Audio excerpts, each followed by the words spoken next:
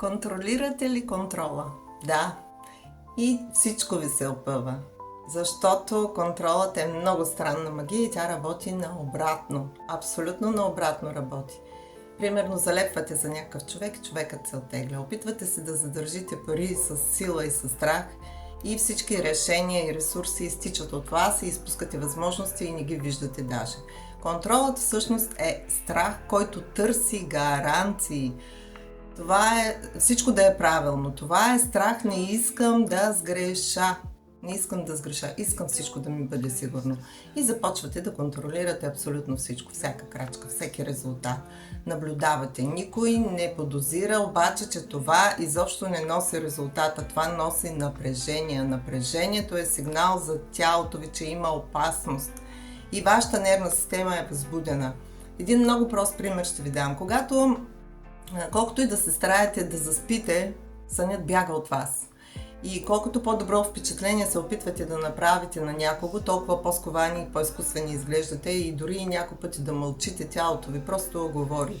Контролът ви крещи. И същото е и с вашите желания.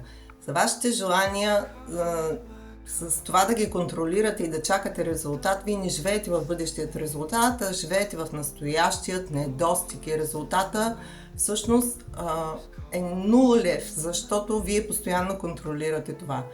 И все едно да стоите и да чакате с поглед, да гледате водата да заври, тя ще заври по-бързо, ако я гледате. Така или няма да заври. В момента, в който пуснете контрола, се обърнете, водата вземе, че заври. Така е с вашите желания и с вашите стъпки, изобщо и вашите планове. Така, сега за тези, които сте тръгнали в сферата на саморазвитието и изобщо няма значение в коя сфера, правите някакви стъпки и постоянно търсите резултат, мониторинг правите абсолютно на всичко и търсите резултат и се питате къде е, вече трябваше да е тук, вече трябваше да го получа, да го усетя. И това е едно ходене в кръг по нервната ви система и нищо не се случва. Новото никога няма да дойде на място, където е пълно с страхове. Никога няма да се появи там резултата. Или ако се появи, ще бъде такъв, какъвто изобщо не сте очаквали. И какво е решението в случая? В случая решението е наобратно. Пускате контрола, за да имате резултат.